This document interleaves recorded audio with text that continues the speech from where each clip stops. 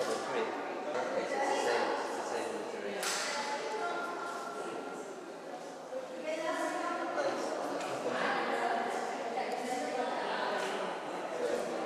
surrounded. The series is called and it's based on this one. They've also got that she saying about la facade today.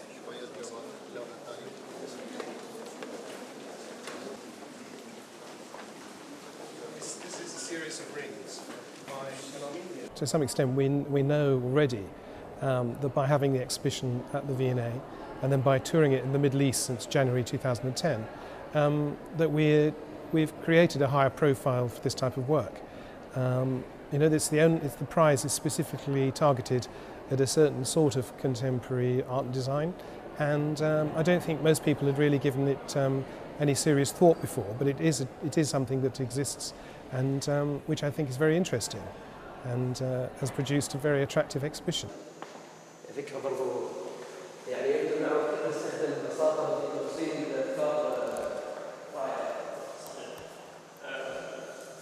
The collaboration between the Victoria and Albert Museums and the Jameel Prize is a perfect example of cultural links that are established between the Middle East and the UK, and the British Council's support of the educational public programme comes to expand the wider reach of what the exhibition is planning to achieve in this part of the world. Absolutely,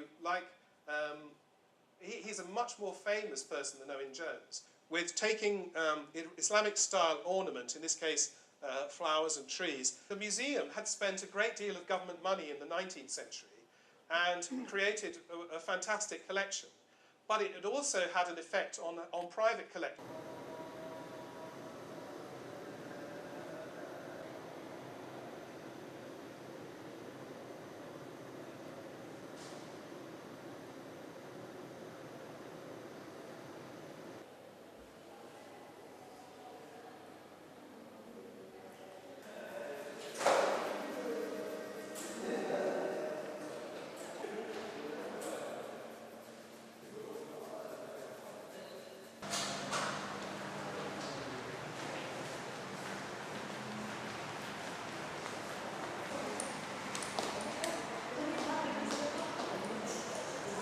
It's going to be a way of showing to the viewer, or to the viewer of the show, basically, on one hand, the difference between what is traditionally Islamic art and what is contemporarily viewed as Arab art, but also bringing together the two and showing how Islamic traditions can be very vibrant. Islamic art traditions can be very vibrant, and they can be used in ways that are not so traditional.